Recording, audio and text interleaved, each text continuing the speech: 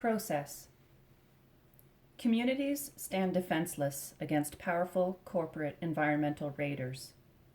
The invaders are aided and abetted by sycophantic Nova Scotia environment toadies who rush to approve all projects.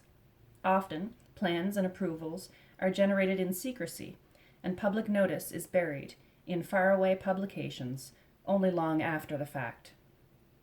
Approvals are always window-dressed with litanies of terms and conditions that will never be enforced, as the Auditor General pointed out.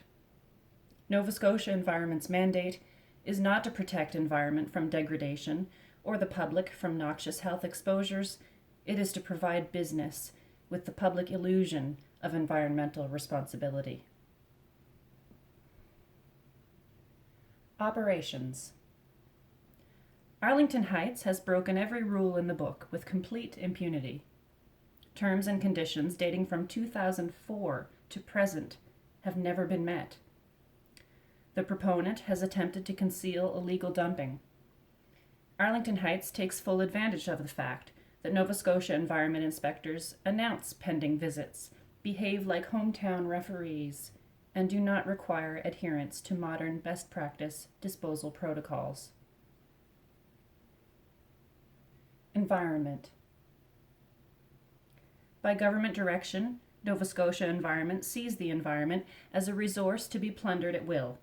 If water is pure, it offers an opportunity for toxin loading to maximum allowable limits. Poison may be dribbled into watersheds as long as the environmental damage does not become apparent too soon. Nova Scotia Environment uses outdated regulations to justify its criminal abandonment of the public trust. Health. We all know the dangers of asbestos exposure. Auto fluff is just as bad and more mobile in the environment. House fluff is a third major component of Arlington waste that includes many toxic materials. House fluff is shredded to reduce bulk for efficient transport.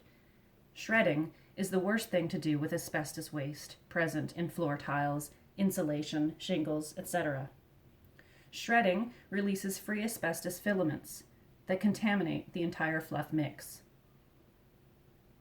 Careless handling of the waste exacerbates our health risks. Negligent transport seeds ditches with hazardous waste.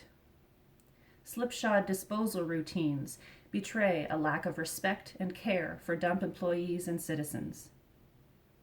The health dangers associated with these toxic materials are downplayed by Nova Scotia Environment personnel when they say that hazardous material is not dangerous if it is handled properly.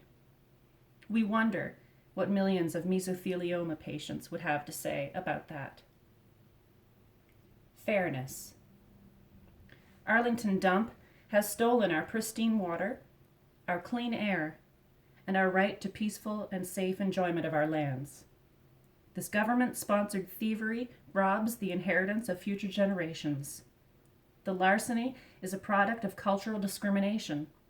It is neither prohibited nor prosecuted. There is no offer of compensation. Unlike Cornwallis's assault on the Mi'kmaq, McNeil's poison offensive on North Mountain folk will never end.